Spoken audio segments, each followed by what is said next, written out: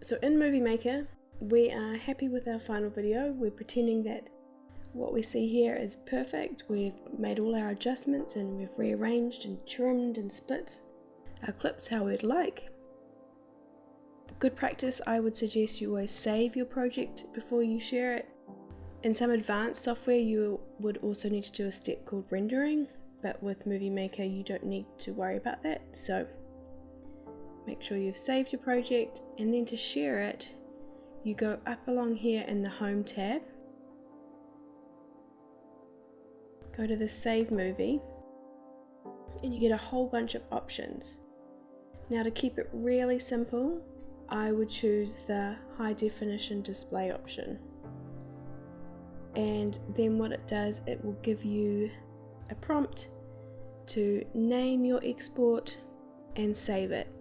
So what you could do is save it back into where your footage is and call it workshop edit final. You can call it final or draft depending on what it is. You can also label it website, or if you're going to put it on Facebook. The more you can add to the file name, the easier it is to understand when you start to get multiple video edits and exports. So I'm going to export that, and you can see it saving the movie. And what that's going to do is it's going to save into that folder a file that I can then upload to places like Facebook and Instagram and share it. When I started editing videos many years ago, that step was really complicated, and in advanced editing software it can still be quite complicated. You have the option to change all these different settings, but with beginner software they try and simplify it for you because it is so complicated. So you just need to remember to save your video and choose high definition quality when you export. You of course can choose any of the other options. You might want to go for a less quality one if it's a draft and you want to try and make it fit into an email. Sometimes emails have limits, but if you are uploading to a website or Facebook or something like that, you want high definition, and it will export out based on what your raw footage was. But you don't need to worry about any of that because Movie Maker will do all that for you. While it is saving that video, you can see it can take a while, so it's always a good time to go get a cup of tea or check some emails. You can see up here you also have the option to upload directly into some social media like Facebook and YouTube. If you're creating content regularly and you're comfortable with that, that's a really good setup to get working. I personally always like to save a copy of the file direct to my computer so I have it no matter what, and then I upload it manually to Facebook because I just have a little bit more control. Also with Facebook, if you run a business, you might know that you run it sometimes off your personal Facebook page. So if you've got multiple things going on, you might be running different businesses from your personal one, so it could get mixed up. So I'm not saying it does, but I just like to avoid that completely and take my file, find my exact place on the social media that I want to post it to, and then manually upload it myself. You are free to do whatever you want, but that's just my suggestion. So now we have our high definition 1920 by 1080 export file saved in our folder. We can think about uploading it to social media. Before you go straight into uploading, there's a couple of things you might want to think about because you need these as well as the file. The first thing is copy. So when you share video clips on social media, you get the opportunity to add some copy that accompanies it. Likewise, you can put some emojis in there, so it's a good thing to sort of plan that in advance about what you're going to say. Another key thing is thumbnails. So what a thumbnail is it's kind of a glimpse to tell the user what your video is about. If you scroll through YouTube or Netflix, you can see people have put a lot of effort into the thumbnails that they present their content with, because they know that that's what the user is basing their decision to watch the video off. So you want to spend a bit of time thinking about what is the key visual that sums up your video the best, or that will make people click and watch it. So it can be a number of things. It can be a moment, a still from your video, or you can custom make it in something like Photoshop and upload it. With Facebook, when you go to your social media page, you select from the post upload photo/video. You will get the screen here. It's going to ask for the title, it's going to ask for the copy that we've talked about, it's going to ask you to upload your media, and that's where you would upload your file that you've just exported out. And over here it's going to give you the option to do thumbnails. Facebook gives you 3 different ways of doing thumbnails. You have the auto-generated option, where it itself pulls 10 images and you can select one of those images. Sometimes with those it could be like mid-action, or it's a little bit blurry. There's often blur in videos just because of the way motion blur works, so sometimes those 10 options aren't necessarily the best. That's why they also give you the option to upload a custom image, so that's where I was talking about earlier. You might actually want to grab your own still, or you might want to take a still and add some additional titles in Photoshop or any other photo editing software, and upload that still image separately as a custom image. Or Facebook is awesome, and they also give you this option of video frame, which is where you play the video and you select a particular moment.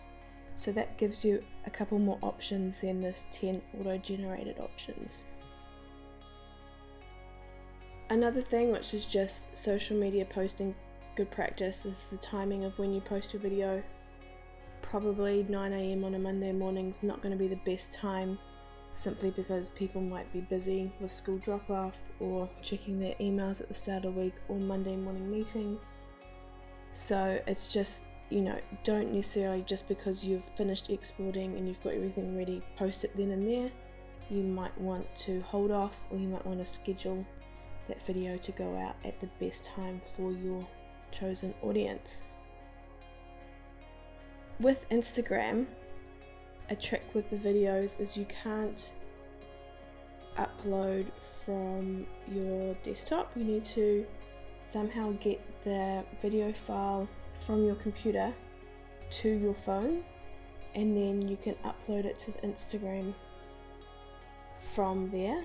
So I use Google Drive. I upload video file to Google Drive, and then I use my phone, downloaded Google Drive, and I have the video sitting in my photo gallery on my phone. Then I open up Instagram, and just like any other post, I choose that video from my gallery. Now with the thumbnail on Instagram, you want to choose the cover option, and that's where you'll get to select your thumbnail. So if you're wondering where you get the thumbnail, cover is where to go on Instagram. So we've just talked about how to save your video project and how to export out a high definition file to then share. Now I want you to have a go at what we've just talked about. So open up Movie Maker, save your project, export out a high definition display export of your video, save it to your computer, then open up Facebook and do a test post with uploading your file, having some copy with it, and choosing a thumbnail. And then also have a go on Instagram practice getting your file from your desktop to your phone. It could possibly fit an email, but you're probably going to use something like Google Drive or Dropbox or something like that. However you transfer your files, and have a go uploading from your phone to Instagram your video, and keep an eye out for that cover option so that you can choose your thumbnail for Instagram. So now you've got your head around how Microsoft Movie Maker works, I thought I would just quickly talk about some of the other editing software options that you could use if you were changing computers or you wanted to advance a little bit. So the first one here is Adobe Premiere Rush.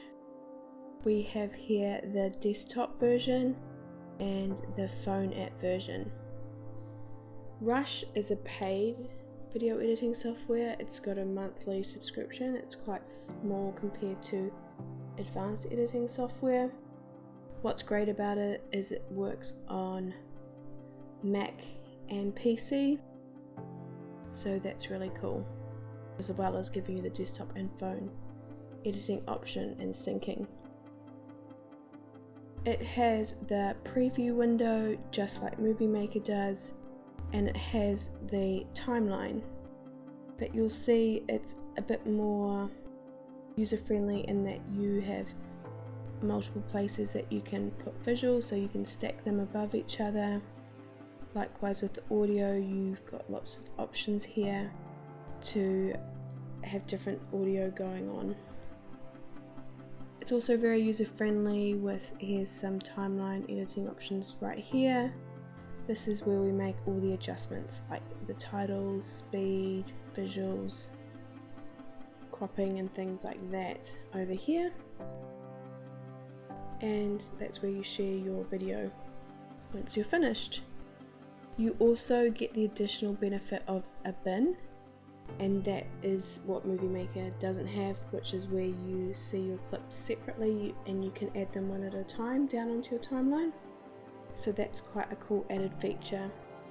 But probably the best feature about Premiere Rush is this option here, which is to do with orientation. So that lets you change from editing a video in a landscape orientation, like this one is here, to a square or vertical orientation, which suits Instagram and stories. So if you're going to be doing lots of videos for Instagram and stories, then you might want to think about upgrading to Rush, paying that monthly fee so you have that flexibility to make those videos. And you can see here in the phone option, it's just slightly more simplified. The preview, the play back and forward, the timeline, and the additional options sort of appear up here, and I believe they appear down here also once you've clicked on certain things, like if you need to trim or things like that. So that's Adobe Premiere Rush. This next one is just for Mac users. iMovie, it comes free with most Macs. Again, we have the preview window and we have our timeline. So this should all start to be looking really familiar to you. Again, Mac gives you the option to have a bin, which Movie Maker doesn't. So that's that additional feature where you can preview your clips individually and then decide, okay, I like the look of that one, I'll drag it down here into my timeline. It has again the same options to change with speed and visuals and cropping. Here is where you change your title, you can add titles and backgrounds and transitions. So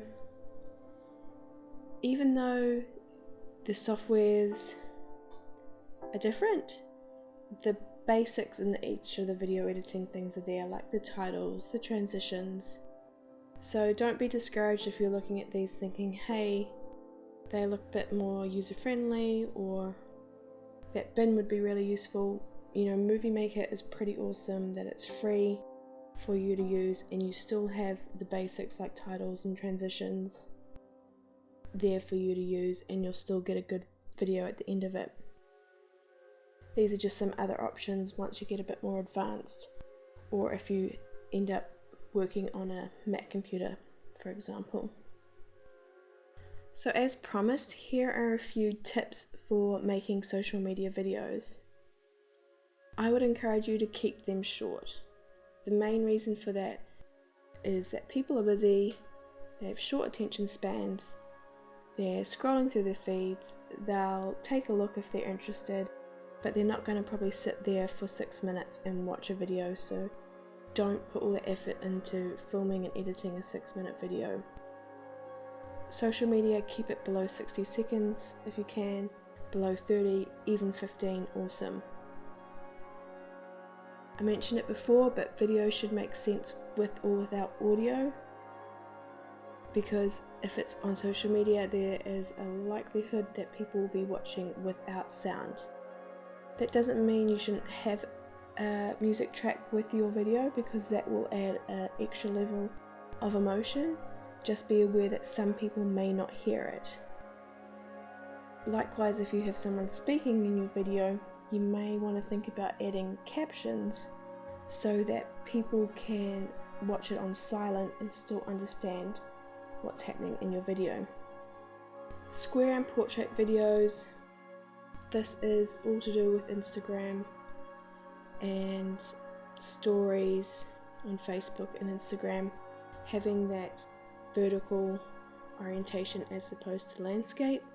So you just need to be aware of which social media platform you're posting on most regularly and what type of export you need at the end. Landscape still works fine on Facebook. It takes up less room in the feed, so strategically having a square video or even a vertical video on a Facebook feed is better because it actually takes up more room in a person's feed. But if you only have access to Movie Maker, you'll only be able to do landscape, so just work with what you've got, but just be aware of the different options. Again, I'll mention, be careful not to put your captions too close to the bottom of your videos, just because sometimes they can be covered up on certain social media platforms. For example, on Instagram, if you tag a person in your video, a little icon appears at the bottom left of the video that could cover up a title that you have sitting there for a person's name.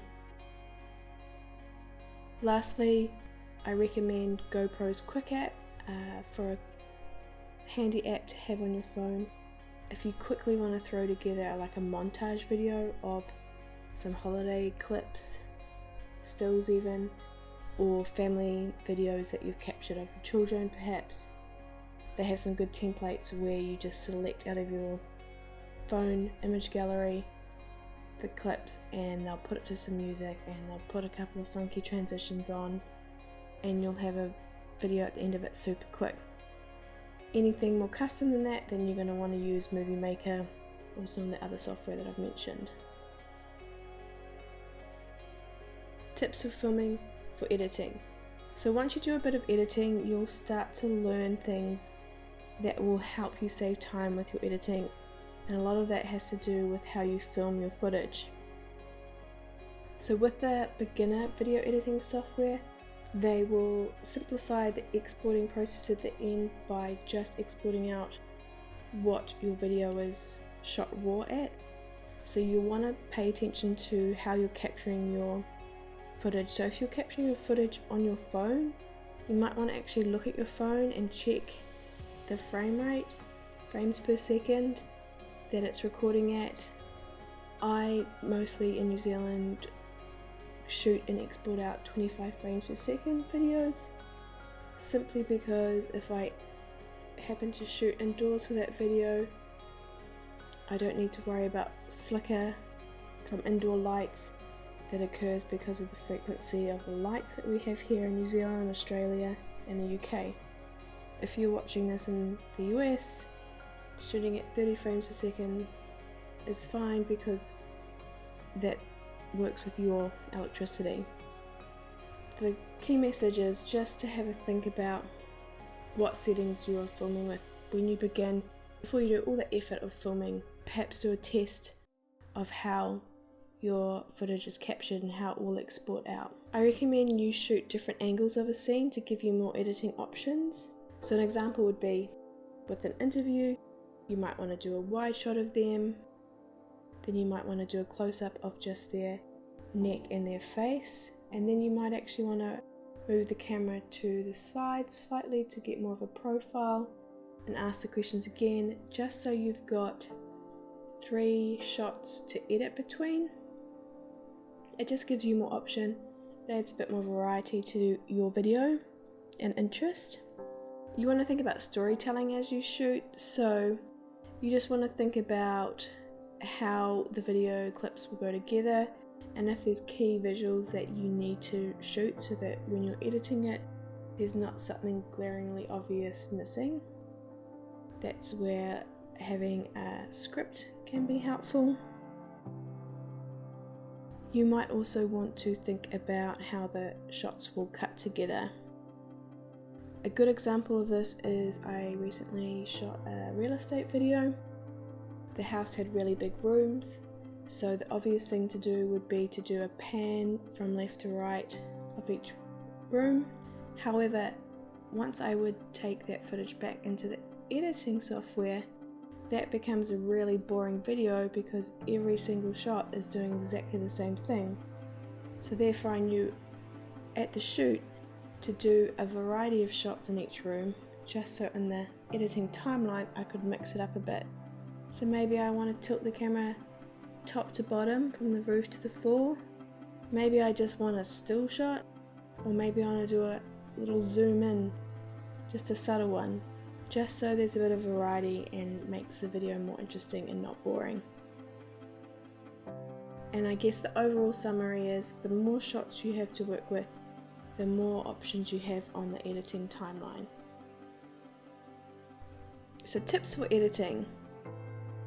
Remember the power of music and cut to the beat. So that's just about taking some time to think about the mood of the music track that you select, and then as you get a little bit better at editing, maybe you want to start your shot and finish your shot based on when a beat is in the music track. I recommend you use free music or purchase licensed music as opposed to using copyright music. So a lot of the songs on the radio, they are copyright music, and if you use them without permission, you can be fined, or on YouTube your video can be taken down. So have a look at purchasing licensed music. I have a link coming up later about where you can do that. But also take advantage if your editing software does have some free options available within the software, take a look at those options.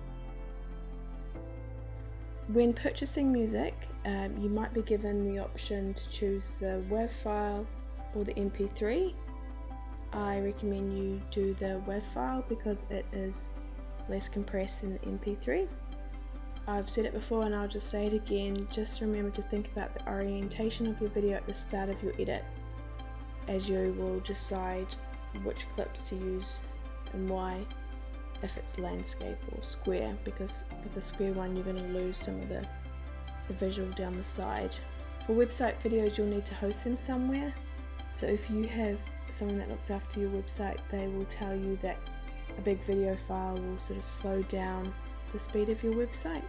So it's best to have it living on something like YouTube or Vimeo, and then it linking to your website, so then when someone clicks on it, it quickly links off to the host site and will play your video. The user won't even know, but you will just have to be aware if you want to create a website video that you will have to plan to host it somewhere. YouTube is free, it does have ads. Vimeo you pay a monthly fee but it doesn't have ads, it's just a decision you need to make. Always back up your footage and your sequences once you get to that level to a second location, just in case something happens to your computer. You'll know once you shoot a lot and you edit a lot how much time and effort and detail goes into all your work, so you really don't want to be losing it, so it's great to have backups. I'd also suggest that you watch and save a lot of videos for inspiration. These will help you to get better. If you are on Facebook and you see a video you like, then save it for future reference, or just sit there for a while and think about why you like that video. Is it because they did quick shots? Maybe they had some black and white in there. Maybe they had some cool transitions or motion titles. The more you watch, more you'll learn what you like and what works, and you'll be able to use that in your videos. Don't add too many transitions or effects when starting out. Likewise, don't add too many zooms, both in editing or when shooting, just because it's a bit sickening to see the same thing happening over and over. You want your visuals to tell the story. And lastly, as you improve, learn to work with a new sequence or project for each major revision. This just lets you incorporate feedback from other people and have your original draft 1 available if you ever need it, or if you need to refer back to it. But again, that's an advanced tip, and you can think about that once you've mastered some of the other things first. So here are some of the websites that I use frequently with my video editing. Audio Jungle I use to get licensed music tracks, so I encourage you to check out that website and see the options that they have. Likewise, Video Hive, once you get a bit more advanced and you want to start purchasing additional effects like lens flares or motion titles, then Video Hive is the place to go and have a look. Now with beginner software, there's probably not going to be many options for advanced effects, but when you get into something like Adobe Premiere Pro, that's when you can start to buy external effects, and that's where Video Hive is really handy. Voice Bunny I've used in the past for voiceovers, professional voiceovers. They give you the options of different accents and male or female. You upload your script and you choose your talent based off their little example, and they'll go away and record it, and you get the chance to listen to it and ask for any changes, and then you get a final voiceover file that you can add into your video. Really great for animation videos. Then I've got a couple of stock image websites. Can come in handy with video, can also be really useful for your website or just social media posts in general.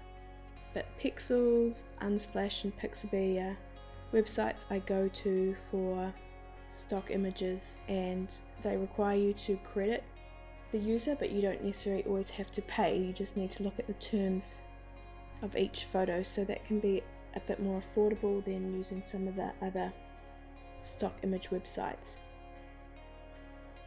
Lastly, I've got Script Timer.